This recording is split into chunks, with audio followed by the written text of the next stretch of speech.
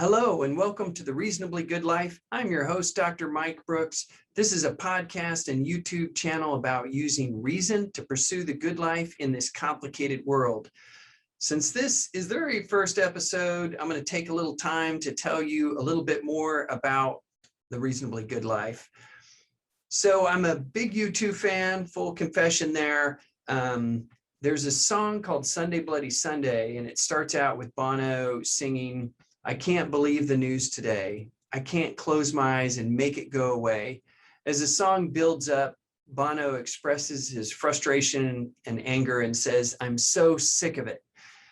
Now, I feel that way sometimes. When I look at what's going on in the world, what's going on in America, I'm so sick of it. The division, the negative partisanship, the hatred, the animosity that family members are no longer talking to one another, or friends or neighbors. You see it on our social media and Facebook, this increased division. And then the crazy 2020 election leading up to the insurrection on January 6th, the attempted insurrection at the US Capitol. And I'm not here to throw the right or left under the bus, but if we step back from it all, it takes two to tango. There's this clashing going on between the left and right. And I believe the extremists on both sides are hijacking the narrative, that there are many of us that are more reasonable about this, in the middle somewhere, that have more nuanced views, that are open to compromise. But we see our Congress, they're so divided they can't get anything passed. It's just this us against them mentality, this, we're right and you're an idiot. A very wise man once said, "A house divided against itself cannot stand." And I think in these United States, we've become more and more divided. And there's plenty of statistics to back that up in recent years, that we've become more polarized and we're compromising less than we used to, especially in our government. But you feel it. You feel the negativity and the animosity, and we can do better.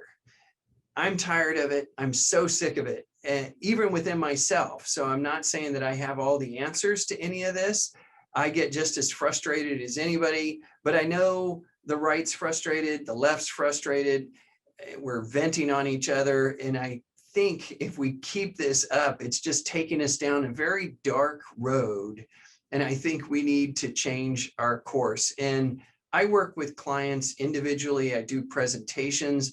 But when I was thinking, I want to make a difference. I want to be part of the solution and not part of the problem.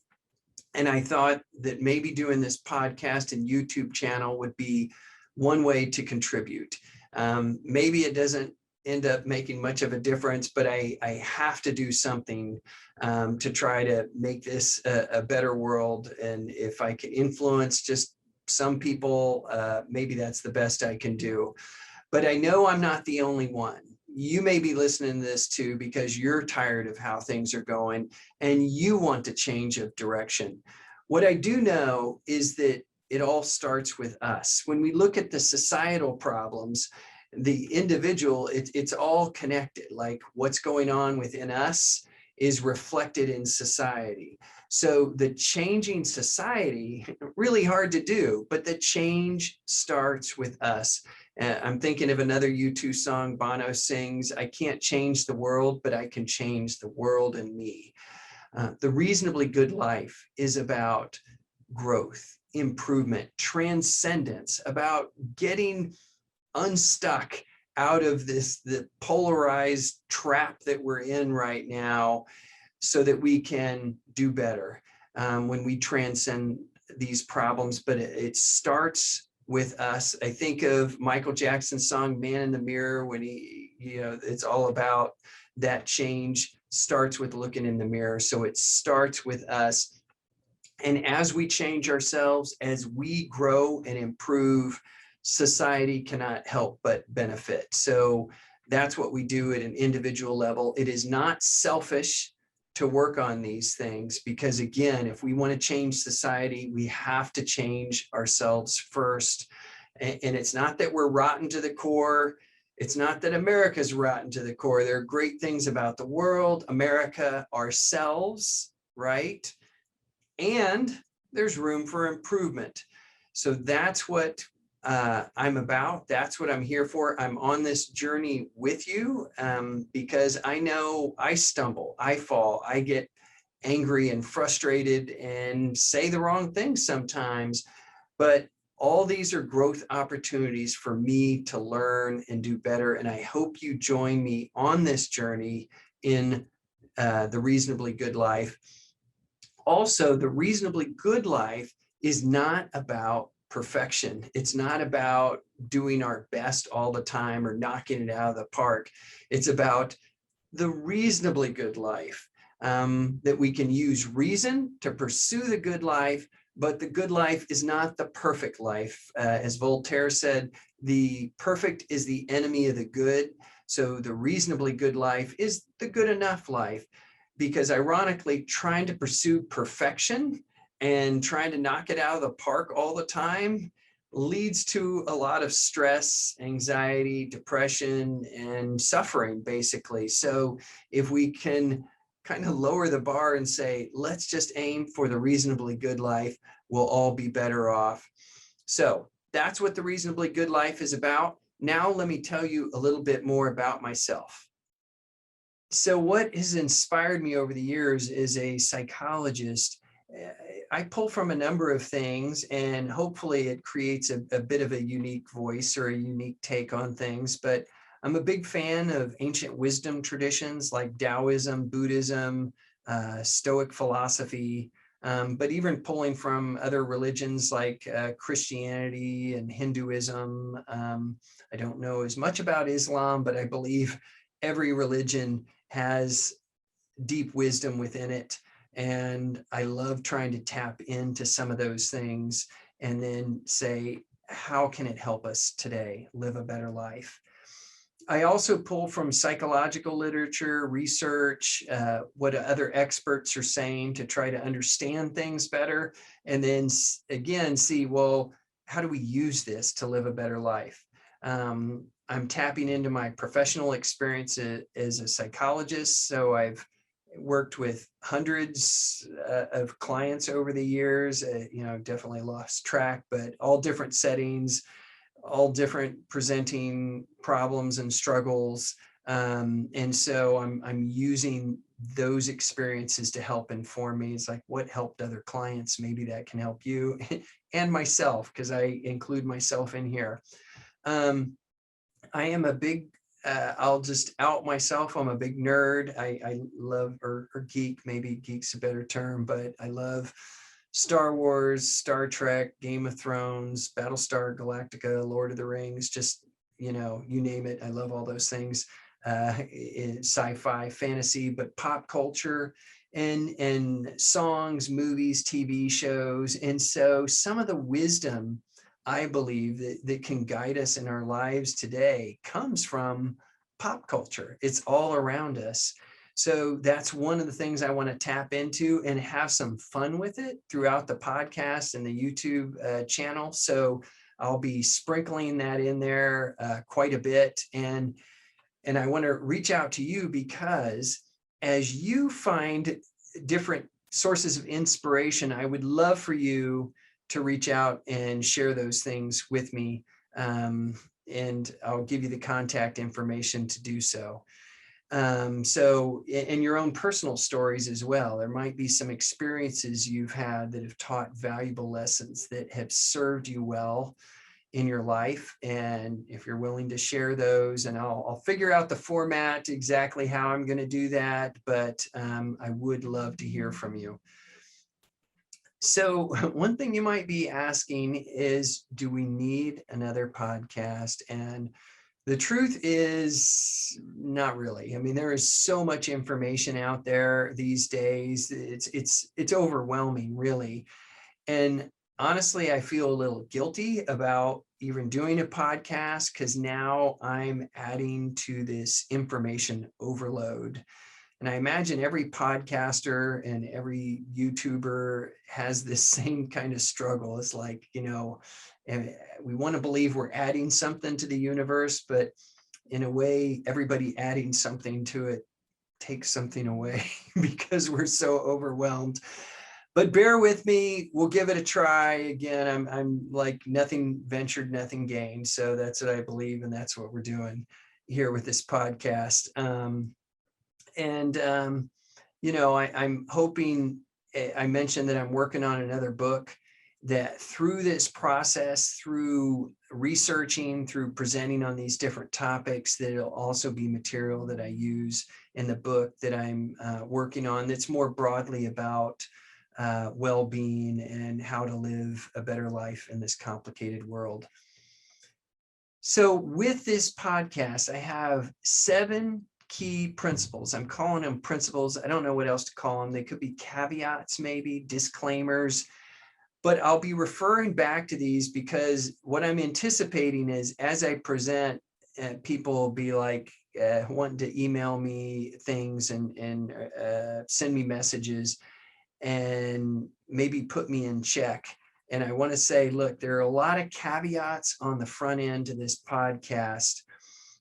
So I'll be referring back to these, but please keep these in mind as we move forward.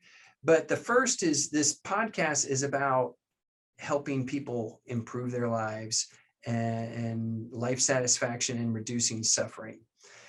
And this requires flexibility. So my number one principle is that flexibility is a key to growth and happiness.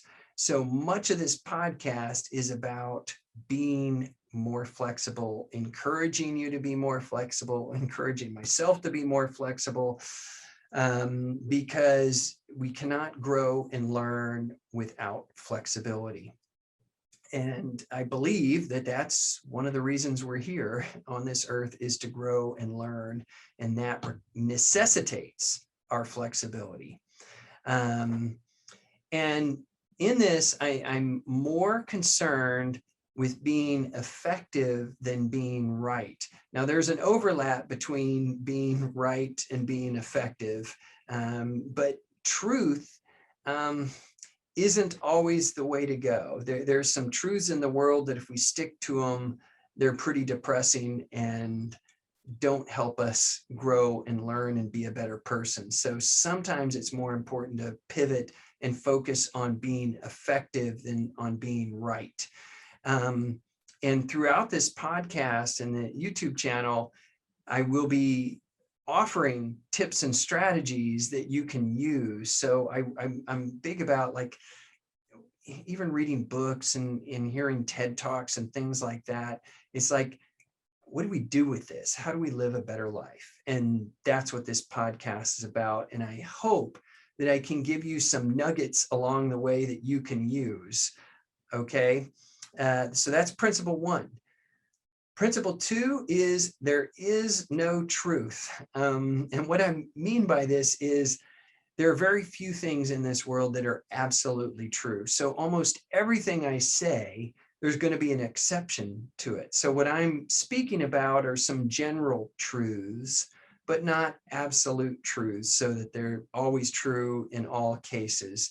So I'm fond of this Benjamin Franklin quote, and he was talking about the Constitution. And he says, "Our new Constitution is now established and has an appearance that promises permanency. But in this world, nothing can be said to be certain except death and taxes." So one thing that's sort of certain in this world is there are very few certainties. Maybe that math is, 2 + 2 = 4, whether you're on Mars or, at the bottom of the ocean. But there are a lot of things about, what is good and right in this world that are very slippery, that are very nebulous, ambiguous, or there's a lot of caveats and contingencies. So that's why we need flexibility. And I said I was going to beat the drum on that one. So here I am already doing it. So with everything I say, I don't mean it to be true in all cases. It's just a general thing that I'm saying. If you can use it, great. If not, don't worry about it. But just know that I'm fully acknowledging there are exceptions to about everything I say. And one can always pull out anecdotal evidence to say, see this exception, look at this. So therefore what you're saying is not true. And I'm like, no, it's not either or, it's both and. These exceptions can be true, and there can be a general truth of this other thing. So that's the way I'm proposing it. And I do know that there are exceptions to everything. And, a lot of times people pull out, somehow it always goes back to Hitler and the Nazis. Do you notice when you get in arguments about that, someone, oh yeah, well, what about, Nazi Germany and Adolf Hitler? And somehow there's this slippery slope argument that if you're saying this is true, then if we follow this along, then you're saying we're going to become Nazi Germany or whatever. Okay, yes, there's a slippery slope or whatever, but again, there are no absolute truths. What we're looking for is nuance. We're trying to be flexible so that we can pick and take what works for us and use that. All right, so that was principle number 2, there is no truth.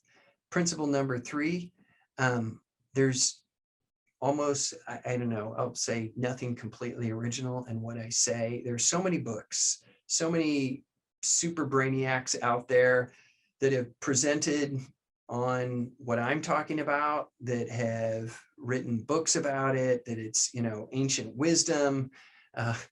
There's nothing new under the sun. That's in Ecclesiastes in the Hebrew Bible. So I'm quoting the Hebrew Bible to say that there's nothing new under the sun, using a quote from another source. So, there, case in point there. It's hard with so much information in this world to have a completely original thought. So I'm not claiming that. I'll try to cite other people and other sources when I can, but I'm not claiming to be some person with this great insight into the world that no one else has thought of.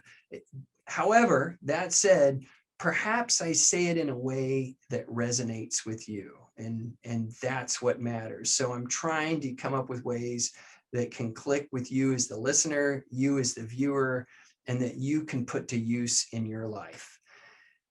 And, in a way, the fact that if I'm saying something that's not original, which will be most of what I say, doesn't detract from the power of it, it adds to it. Because if I'm speaking to a piece of wisdom or a bit of wisdom or knowledge that's really important, of course, someone's already said it before, but that means we need to, in earnest, pursue that thing, that, truth, if you will, to help us, that bit of wisdom.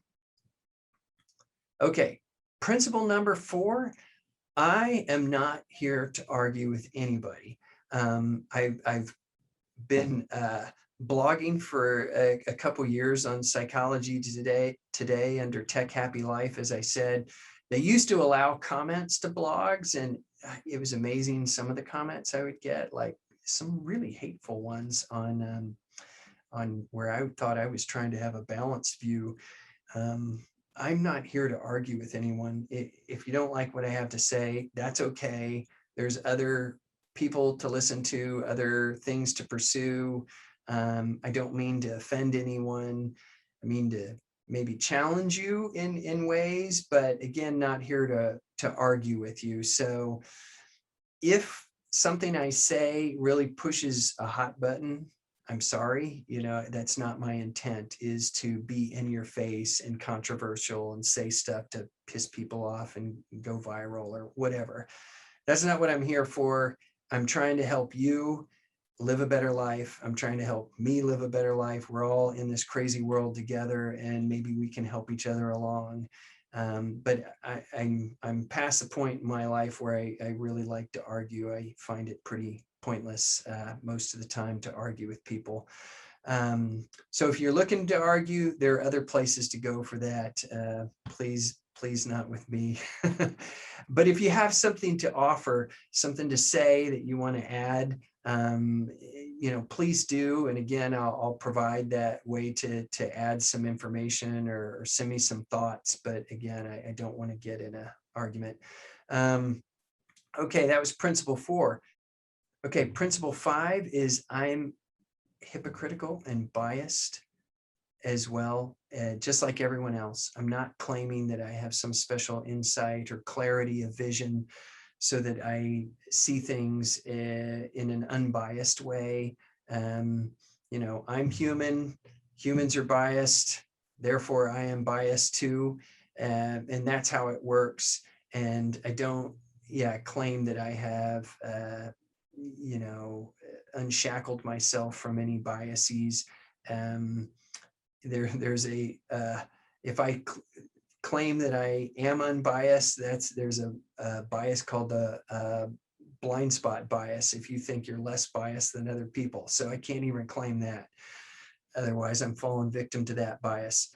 And, honestly, aren't we all hypocrites to some degree? That we're all biased in some ways. We're all hypocritical in ways.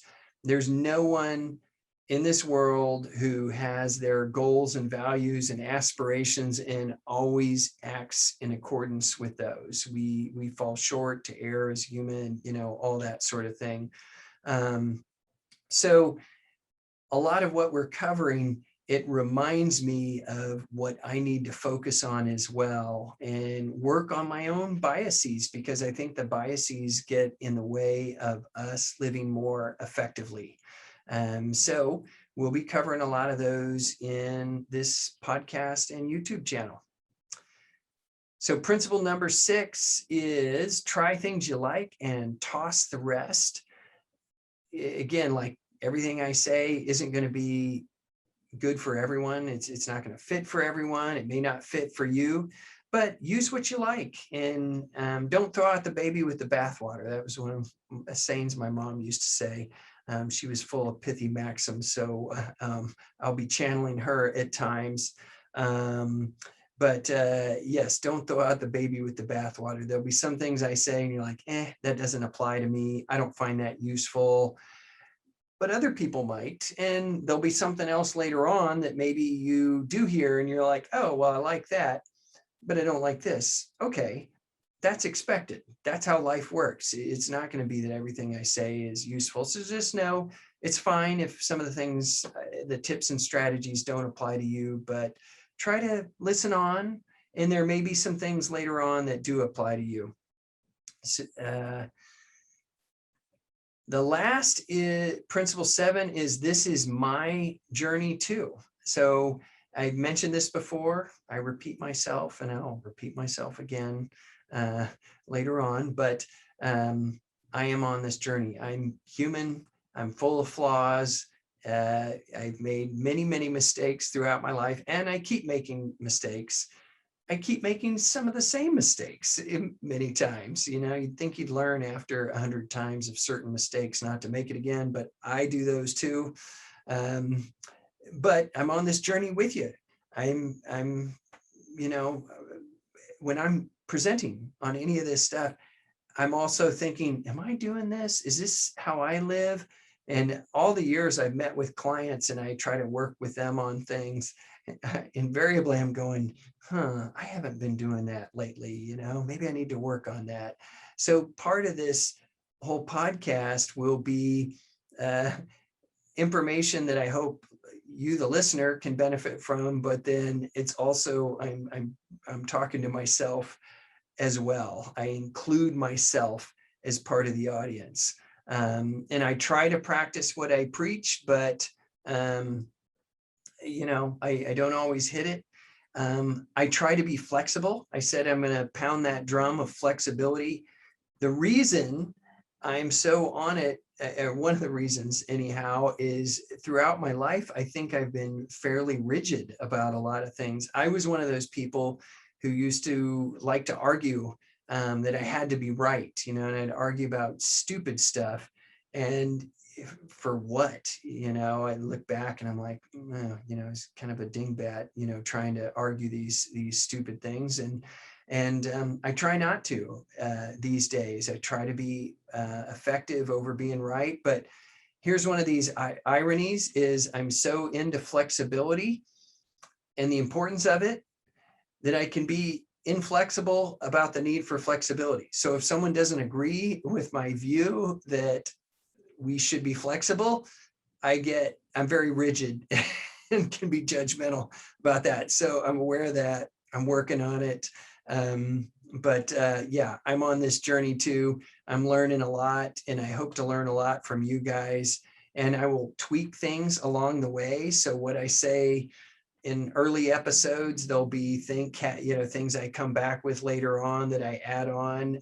But again, that's the iterative process. That's being flexible. I'm trying to practice what I preach here about learning and growing, and that I am not static, that what I believe yesterday I may not believe today or tomorrow, or it'll evolve in ways.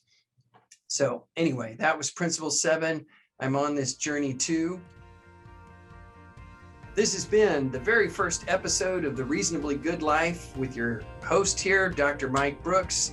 Be curious, be flexible, be kind, and for goodness sake, be reasonable.